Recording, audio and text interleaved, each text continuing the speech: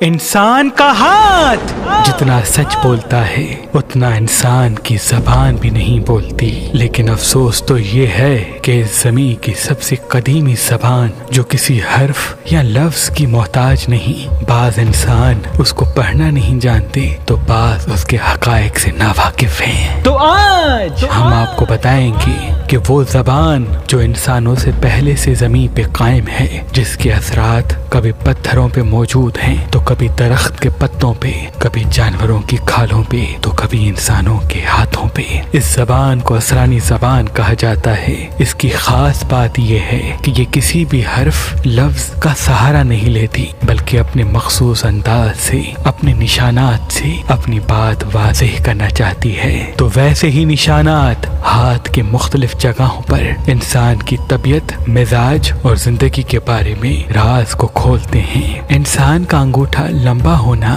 یا اس کے پہلے پور میں آنکھ کا بن جانا اس بات کو واضح کرتا ہے کہ یہ انسان محنتی، ہنرمند اور اپنی منزل چیر کے حاصل کرنے والا ہوگا۔ لیکن اگر اسی ہاتھ میں اسی نشان کے ساتھ بار بار کٹ کے نشان آتے ہوں، یعنی وہ محنت تو بہت کرے گا لیکن ان کی چیزیں الجھیں گی۔ اس کو چاہیے کہ وہ فوکس جس چیز پہ رکھنا چاہتا ہے اس چیز پہ مسلسل رکھے، انشاءاللہ منزل ان کے ساتھ ہوگی۔ جس انسان کی زندگی کی لکیر چاند کی طرح گھومتی نہیں بلکہ مون ایریا کی طرف موو کرتی ہے، ایسا انسان جہاں وہ پیدا ہوا وہاں وہ رہے گا زیادہ نہیں، مختلف جگہوں پہ جائے گا اور سفر کے ساتھ اس کی زندگی کی کامیابی جڑی ہوتی ہے۔ اور جس انسان کے انگوٹھے سے اندر زندگی کی لکیر کے ساتھ لکیریں عطارت کی طرف جاتی ہیں، یعنی ان کے عزیز و اقارب ان کے سب سے بڑے محسن ہوتے ہیں، اگر اس لکیر میں کٹ کے نشان ہوں تو اس کا مطلب بیچ کے کچھ ایسے لوگ ہوں گے جو عزیز و اقارب اور ان کے درمیان اختلافات کو بڑھا سکتے ہیں۔ ان کو چاہیے کہ مشاورت اپنے بزرگوں سے مسلسل کرتے رہیں اور دوستوں سے کم، کیونکہ ان کی کامیابی ان کے بزرگوں کی دعا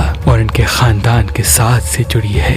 ذہل کے نیچے قسمت کی لکیر انسان کی کامیابی کو واضح کرتی ہے۔ جتنی زیادہ گہری یہ لکیر ہوگی اتنا انسان لکی ہوگا، کامیاب ہوگا۔ اگر اس میں کٹ کے نشان آتے ہیں یعنی یہ لکی تو ہوگا لیکن اس کا فوکس مختلف جگہوں پہ الجھے گا، تبھی جس چیز کی طرف قدم بڑھائیں تو اس کو تا دیر قائم رکھنے کی کوشش کریں تاکہ ان کی منزل ان کے سامنے آ سکے۔ انسان کا سن ایریا انسان کی شہرت، عزت اور مالی حوالے سے انسان کو اسٹرانگ بناتا ہے اور ایسا مقام دیتا ہے جو تا دیر یاد رکھا جائے، لیکن اس میں کٹ کے نشانات اس بات کو واضح کرتے ہیں کہ نظر حسد کے اثرات اس پہ زیادہ ہو سکتے ہیں۔ تبھی یہ کوشش کریں روز صبح 4 کل پڑھیں اور رات کو سونے سے پہلے بھی اسی عمل کو دہرائیں، انشاءاللہ فتح و کامیابی اس کے ساتھ ہوگی۔